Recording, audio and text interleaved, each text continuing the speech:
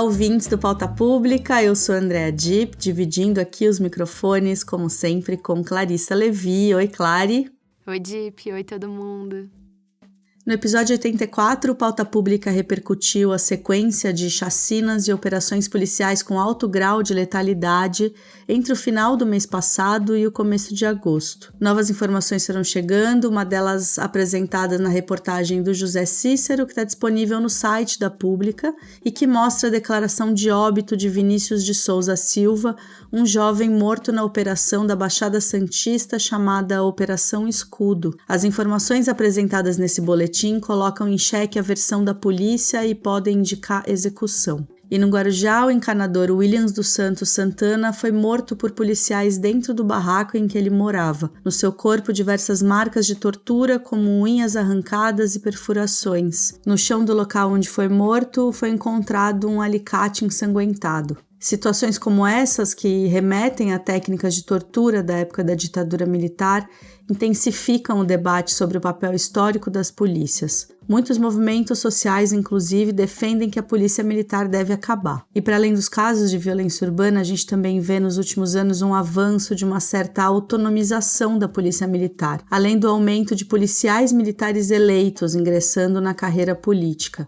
Hoje o Pauta vai conversar sobre a origem e os caminhos que levaram as forças de segurança pública no Brasil chegarem a esse ponto crítico, além de comentar o que está em jogo quando as polícias no Brasil parecem cada vez menos subordinadas e controladas. A gente chamou para essa conversa o autor e mestre em Direito Almir Felitti.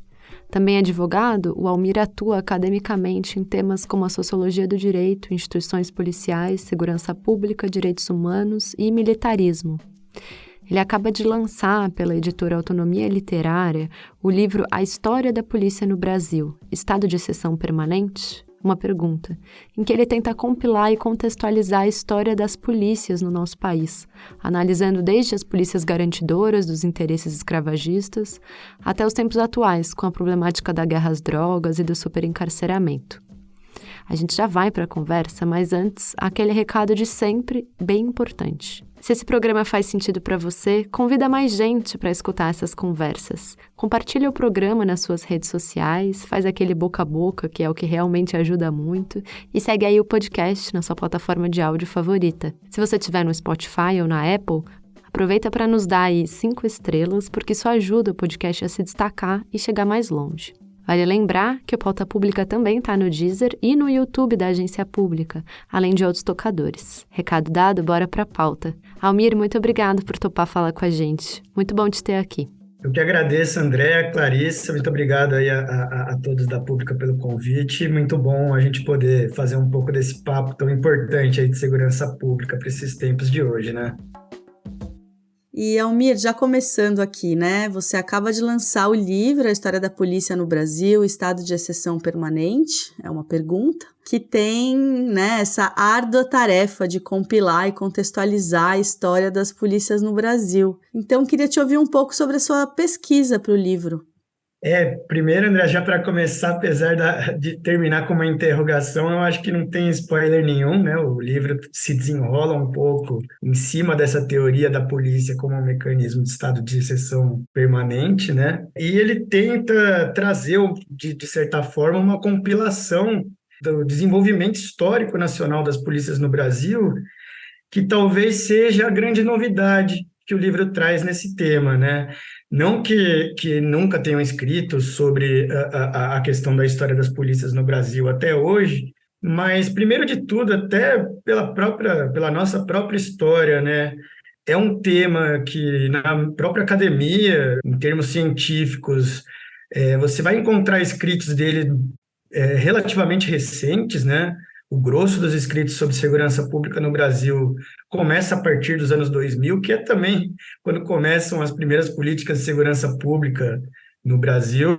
Quando a gente analisa o aspecto histórico das polícias, o que a gente encontra são obras, muitas vezes dedicadas a um espaço histórico um pouco mais curto, né? A Era Vargas, a ditadura militar, ao Império, e geralmente, muito geralmente, mais restrito às grandes capitais. Rio de Janeiro, São Paulo, Minas Gerais, Rio Grande do Sul. O que o livro eu tentei fazer, e ele é fruto de uma dissertação de mestrado, o que eu tentei fazer nesse livro foi descobrir aí um contexto histórico nacional, em termos nacionais, para o desenvolvimento das polícias no Brasil. E eu consigo ali descobrir que, apesar das peculiaridades de um país tão grande quanto o Brasil, das peculiaridades de desenvolvimentos regionais diferentes, distintos que a gente tem no Brasil, apesar disso, a gente consegue compilar a história das instituições policiais no nosso país de uma maneira realmente nacional, né? E como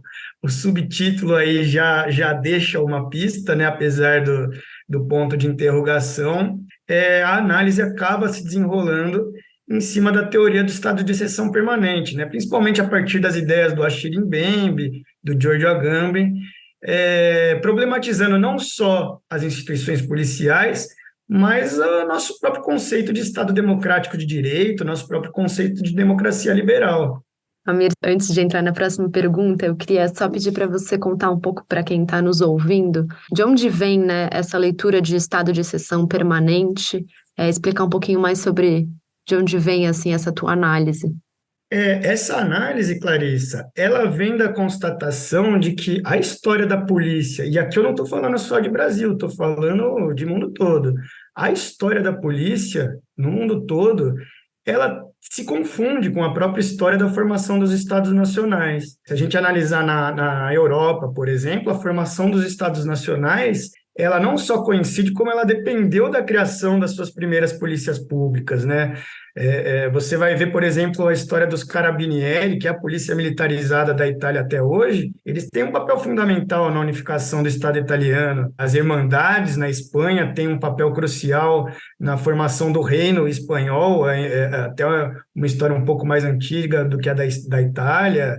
A Inglaterra forma polícias militarizadas para conseguir consolidar o Reino Unido, principalmente nos territórios dominados da Escócia, da Irlanda do Norte. Então, a primeira constatação parte daí, a constatação de que a história das polícias se confunde com a própria história da formação dos Estados nacionais. Mas nesse primeiro momento, inclusive no Brasil, ainda como um Brasil colônia, as polícias públicas, essas primeiras polícias públicas, elas têm funções ainda muito diversas, elas ainda dividem muito das suas funções com instituições privadas, com a ideia de vingança privada, de justiça privada. É só a partir da consolidação do Estado liberal que as polícias mais modernas vão finalmente se consolidar no mundo. Isso para o Brasil não é pouca coisa, isso significa dizer que as polícias modernas vão se consolidar já num Brasil independente. Da onde, então, surge essa ideia da polícia como um mecanismo de estado de exceção permanente? Surge da ideia de que as democracias liberais, de certa forma,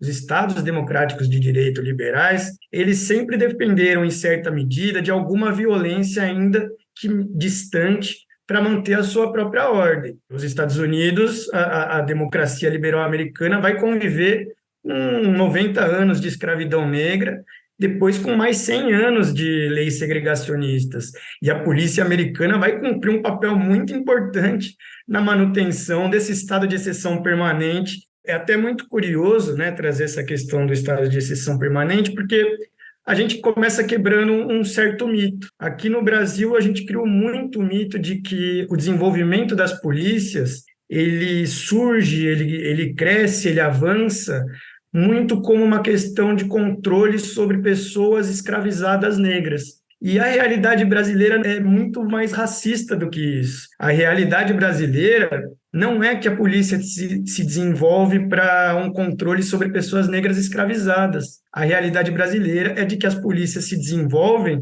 justamente com o desenvolvimento do abolicionismo da escravidão negra. Em outras palavras, a polícia se desenvolve muito mais para controlar um número cada vez maior de negros livres no nosso país, de negros e negras circulando livremente pelas nossas cidades, do que de negros escravizados. E aí a gente traz uma série de coincidências nessa nossa história. Por exemplo, todos sabemos que a abolição da escravidão negra no Brasil ela foi um processo. um processo muito longo, não foi algo que aconteceu da noite para o dia. A primeira lei abolicionista do Brasil é de 1831, a Lei Eusébio de Queiroz. Depois dela vem a Lei de Sexagenários, Lei do Ventre Livre, a lei inglesa Bill Aberdeen, até em 1888, a gente chegar à Lei Áurea que, enfim, põe um final aí na escravidão das pessoas negras no Brasil. E quando a gente analisa as leis que desenvolvem o sistema policial e o sistema de justiça criminal no Brasil, há uma grande coincidência. É em 1830, por exemplo, que se cria o primeiro Código Penal do Brasil, que vai trazer, entre outras coisas, a criminalização da vadiagem. O que era o crime de vadiagem? Era nada mais, nada menos do que uma pessoa não ter um teto, um emprego e uma fonte de renda. Isso num Brasil em que a abolição é desenvolvida sem qualquer política de teto, sem qualquer política de terra, sem qualquer política de emprego para as pessoas negras que saíam de uma situação de escravidão para uma situação de liberdade, logicamente que se trata de uma criminalização de pessoas negras. E a polícia vai trabalhar com uma base muito forte em cima desse crime de vadiagem, né? A gente tem até alguns dados, principalmente do Rio de Janeiro e de Salvador, que mostram, olha só, que até o meio do século XIX, os presídios no Brasil, ao que tudo indica, eram majoritariamente brancos, por motivos óbvios, né? As pessoas negras, elas estavam sujeitas a um controle privado dos seus corpos. Elas eram vistas como propriedades privadas, sequer era interessante para as elites manter elas aprisionadas em espaços públicos, né? À medida que a abolição vai se desenvolvendo no Brasil e mais pessoas negras vão circulando livremente nas cidades, os nossos presídios começam a se tornar majoritariamente negros. E existe uma inversão demográfica na nossa população carcerária. Ou seja, o trabalho policial ele vai se desenvolver ali a partir de um momento em que ele acaba sendo mais voltado à população negra. Outras coincidências aí de datas que a gente tem, em 1831 a gente tem o início do Código de Processo Criminal do Império, com a criação da figura do delegado, em 1841 uma reforma desse código, em 1871 a criação do inquérito policial, que é um instrumento altamente inquisitorial, que sofreu pouquíssimas mudanças até os dias de hoje. Em 1831, mesma data da primeira lei abolicionista do Brasil, a gente tem uma lei da época da regência, que determina que cada província, cada estado, vai poder organizar o seu próprio corpo policial militar estadual. Ou seja, é o início das polícias militares no Brasil. Nas pesquisas, a gente percebe que, tirando Minas Gerais, Rio de Janeiro e Pernambuco, a grande maioria das polícias militares brasileiras comemoram seu nascimento a partir dessa década de 1831. Então, existe essa coincidência, né, entre várias aspas, muito grande do desenvolvimento policial com o desenvolvimento da própria abolição. Quanto mais e mais pessoas negras circulavam livremente pelas nossas cidades, mais esse trabalho policial se desenvolveu. O que isso significa dentro do conceito de estado de exceção permanente?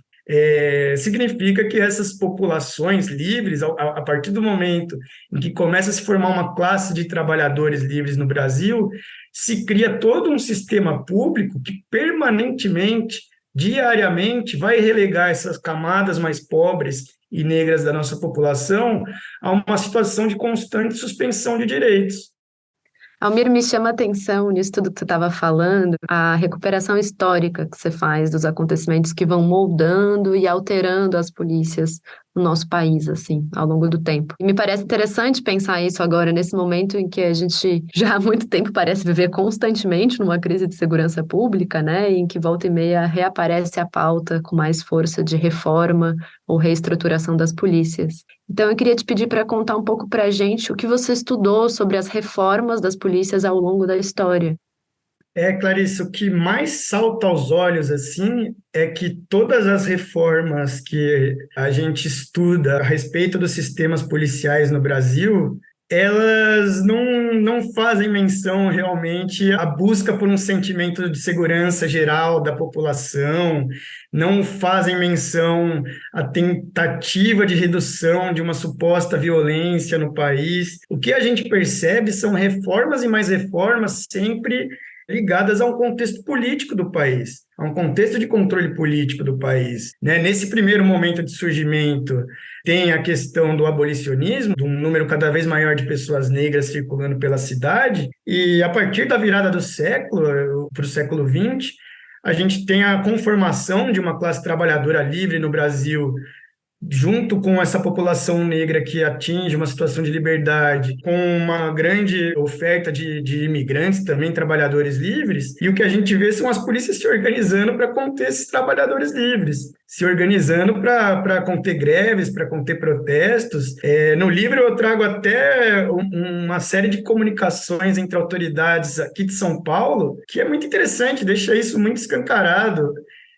Não me lembro agora se é um comunicado do chefe de polícia ao governador, mas é ele dizendo que uma polícia militarizada não era boa para cumprir com o policiamento cotidiano, mas que ela era muito essencial para conter grandes protestos, que a existência de uma cavalaria militarizada seria muito importante para conter greves, para conter protestos. Ou seja, o que a gente vê são motivos políticos levando a essas grandes reformas, né? Novamente, a gente tem na virada do século uma grande coincidência de fatos históricos, porque nessa virada de século a gente tem a conformação de organizações de trabalhadores, né? Organização de sindicatos. A década de 10 ela é recheada de greves, né, em todo o Brasil, e nesse mesmo inteirinho, aí, nesse mesmo tempo, o que a gente tem são as polícias militares contratando missões militares para treinar os seus pequenos exércitos estaduais. Em 1906, a Polícia Militar de São Paulo contrata uma missão militar francesa para fazer o seu treinamento. Anos depois, a Polícia Militar de Minas contrata uma missão suíça. Também, anos depois, a Polícia do Rio Grande do Sul vai contratar uma missão do próprio Exército Nacional para fazer esse tipo de treinamento, ao passo que nas polícias civis, né, que faziam o policiamento cotidiano, é justamente essa época que começam a surgir as primeiras escolas de polícia civil, os primeiros departamentos que trazem maior profissionalismo, né, a essas polícias, e seria também já nos anos 20, ainda antes mesmo da ditadura do Getúlio Vargas, que surgiria no Brasil o primeiro DOPS. Né, o primeiro DOPS surge em 1926 aqui em São Paulo. A primeira polícia política do Brasil surge ainda na República Velha. Então, o que a gente vai acompanhando são reformas policiais que pouco tem a ver com uma preocupação cotidiana com a segurança das pessoas, que pouco tem a ver com uma preocupação do combate a uma suposta criminalidade. Basicamente, até os anos 50, nós temos alguns dados que demonstram que a maior parte das prisões no Brasil, elas eram efetuadas por motivos de vadiagem, por motivos de desordens, por motivos de embriaguez, ou por conta dos crimes políticos e sociais. A gente não está falando de uma população carcerária que era presa por crimes violentos como roubo, como homicídios. Basicamente, o que a gente vê é um controle político. Por isso que o livro acabou trabalhando muito em cima dessa linha do estado de exceção permanente. E isso vai se manter até mais ou menos os anos 90. As primeiras políticas realmente preocupadas em transformar a polícia nesse instrumento de trabalho cotidiano, não só para um controle social, mas para tentar, de alguma forma, aumentar o sentimento de segurança da população, vão surgir só após a redemocratização e, mesmo assim, de uma forma muito inócua, né? O primeiro Plano Nacional de Segurança Pública vai surgir no Brasil só no fim dos anos 90. Nos anos 2000, a gente tem um aumento desses planos, mas também são planos muito fracos, né? São planos muito mais voltados a uma questão de educação policial, de doutrina policial, mas nenhum deles mexe exatamente na arquitetura das polícias, na estrutura das polícias. E aí, ainda falando um pouco, né, sobre como a polícia se adapta também aos momentos políticos, né? Eu estava lendo umas críticas, né, sobre o livro, e alguém comentava que você mostra justamente, né, como a polícia vai sendo reconfigurada conforme as mudanças políticas do país. Mas pensando nesses últimos anos, né, que a gente tem governos de esquerda, e a gente tem o impeachment da Dilma, e a gente tem governo Temer, Bolsonaro, Lula de novo. E a gente tem também alguns momentos, inclusive, em que a polícia militar se posiciona politicamente de uma maneira bem clara, né? E aí, só para dar um exemplo, pensando aí nessa tentativa de golpe que a gente teve em janeiro. Então, pensando um pouco nessa história mais recente do país, como a polícia também vai se moldando e vai, inclusive, se posicionando politicamente. André, eu acho muito interessante essas perguntas sobre os tempos mais recentes, porque, de certa maneira, eu vejo algo diferente do que a história das polícias no Brasil sempre mostrou para a gente. Porque, historicamente, o que a gente vê são as polícias como instituição trabalhando como uma força auxiliar de um grupo que está realmente no poder. Durante o Império e a República Velha, a gente vê uma ligação muito forte das polícias, muito subalterna das polícias, às oligarquias estaduais. Tanto era uma subordinação forte que, em alguns momentos, as polícias até brigam entre si, em momentos que as oligarquias têm algum tipo de rivalidade entre si. Na era Vargas, o que a gente vê é, principalmente através da figura do chefe de polícia do Rio de Janeiro, uma subordinação total das polícias brasileiras aos desígnios do ditador varguista. Na ditadura militar, as polícias elas trabalham como uma força auxiliar, basicamente, do Exército Nacional. É muito difícil dizer quando um processo histórico ele realmente começa, né? Mas às vezes é possível ver um momento chave em que você diz, pô, agora me parece que ele já está acontecendo. A partir de 2018, eu vejo uma diferença nesse papel das polícias na nossa sociedade. Eu vejo que elas tentam sair um pouco do papel de força auxiliar e começam a passar por um processo de autonomização, um processo de busca de protagonismo. Não só pela eleição do Bolsonaro, mas em 2018 eles batem um recorde absurdo de deputados eleitos no Congresso. Se eu não me engano, algo entre 30 e 40 deputados, e um recorde que é batido de novo em 2022, apesar da eleição do Lula. E esse processo ele é acompanhado de outros movimentos. A gente começa a ver um surgimento muito grande de influencers policiais na internet, que nem sempre têm o interesse de sair como candidatos, mas que cumprem ali um papel nas tropas. A gente começa a ver um papel dentro dos cursinhos para policiais, principalmente policiais militares, já passando uma doutrina assim completamente, eu diria desvirtuada, né? Não sei nem se desvirtuada é a palavra correta, né? Mas completamente desumanizada. A gente vê bandeiras próprias entre os policiais surgindo e um risco cada vez maior de insubordinação. Vamos lembrar que às vésperas do 7 de setembro de 2021, os governadores do país inteiro se organizaram para chegar à conclusão se as polícias ainda estavam sob seu controle ou não. Eu costumo dizer que aquela greve de caminhoneiros em 2022, ela não foi uma greve de caminhoneiros, ela foi uma greve de policiais. Em vários e vários locais do país, essas paralisações só foram possíveis porque a polícia cruzou os braços. A polícia não fez o que era necessário fazer. Em alguns momentos, ela, inclusive, ajudou essas paralisações a serem feitas. Não só a PRF. Aqui em São Paulo, a gente viu a Marginal Tietê sendo fechada por 8 gatos pingados, e atrás desses 8 gatos pingados tinha 20, 30 viaturas. Então, eu acho que faltou um pouco essa leitura de que a gente não estava ali só passando por uma paralisação da nossa principal malha de transporte no país. Não era uma greve somente de caminhoneiros e do agronegócio. A polícia cumpriu um papel de protagonismo nesses dias. Bastava que ela cruzasse os braços para que o país fosse paralisado da maneira como foi. Então eu vejo desde 2018, talvez possa ter começado antes, talvez possa ter começado já lá desde os tempos do PP. Eles começaram a assumir um protagonismo que era, de certa forma, inédito na política brasileira, mas em 2018 eu vejo esse estalo, eu vejo essa mudança mesmo de paradigma nas polícias brasileiras, em que elas começam a se autonomizar e a buscar um protagonismo. E aí eu bato muito na questão do controle sobre as polícias. É algo que a gente tem até que criticar o atual governo, porque mesmo nos governos anteriores, o governo Lula sempre teve esse discurso de, nós damos autonomia às instituições, damos autonomia ao Ministério Público, às polícias, e isso é uma visão muito errada do que é a democracia.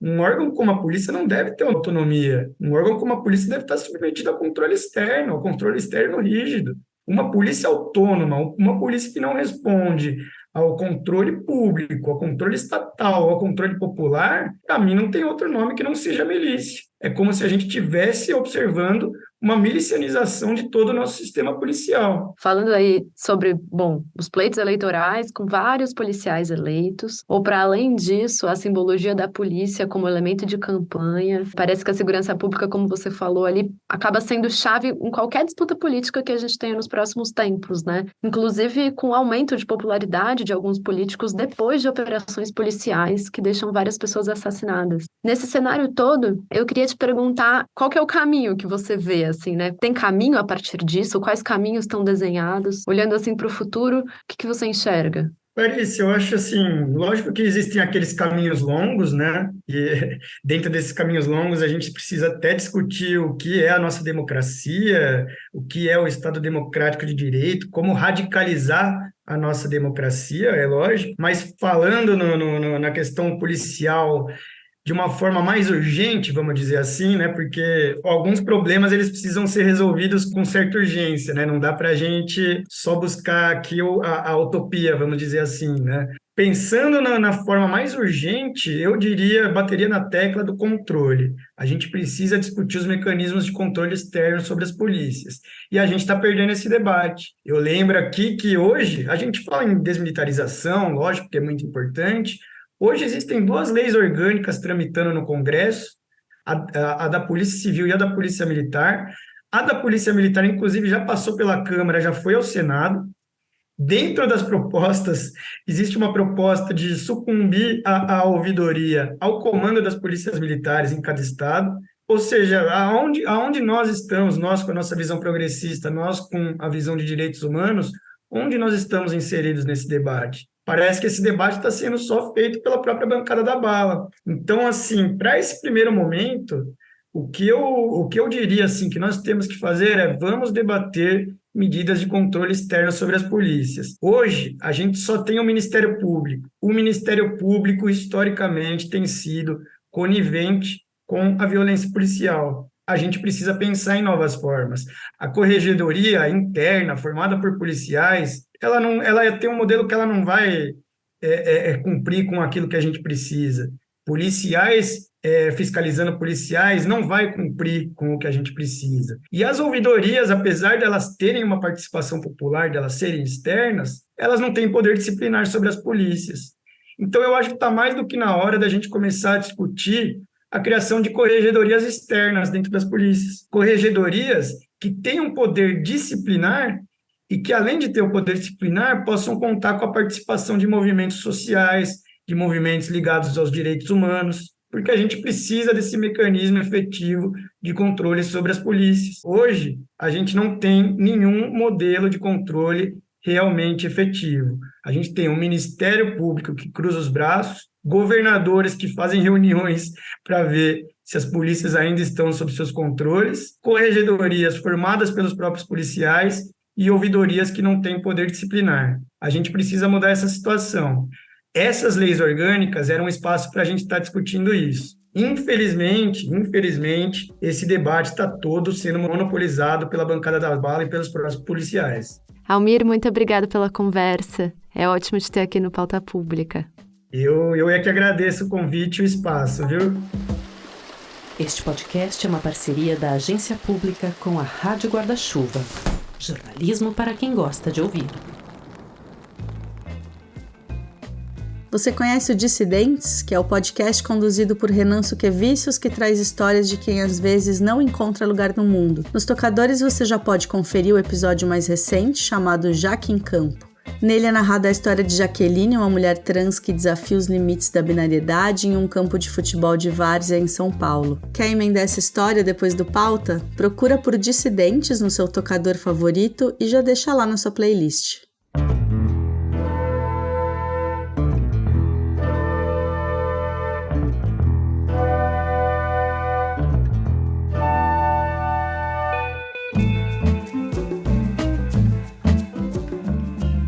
E E chega ao fim mais um Pauta Pública. Obrigado a quem está aqui com a gente até agora. Esse podcast, como tantas outras coisas que a gente faz aqui na Agência Pública, só é possível através do apoio das nossas aliadas e dos nossos aliados. Se você ainda está nos escutando, deve ser porque de alguma forma esse conteúdo foi relevante para você. Então, se puder, considere apoiar financeiramente o nosso trabalho. É só acessar aliados.apublica.org e escolher lá um valor mensal que vai ajudar a pagar toda essa estrutura e todo esse pessoal que faz o Pauta acontecer e que a DIP vai trazer agora aqui nos créditos. Além de ser apresentado por mim, Andréa Dipp, pela Clarissa Levi, que somos também responsáveis pela pauta e entrevista do programa, o Pauta Pública é produzido, editado e roteirizado pelo Ricardo Terto. Quem cria as artes dos episódios é a Tainá Gonçalves, em cima da identidade visual que foi criada pela Cíntia Funchal. A coordenação de redes sociais é do Ravitz Preisner. Essa música que você escuta de fundo e toda a trilha original do programa foi composta pelo Pedro Vituri e os vídeos das chamadas e teasers foram feitos pelo Breno Andreata. Sexta-feira que vem, bem cedo, a gente está de volta. Um abraço, Clary, abraço ouvintes, até lá!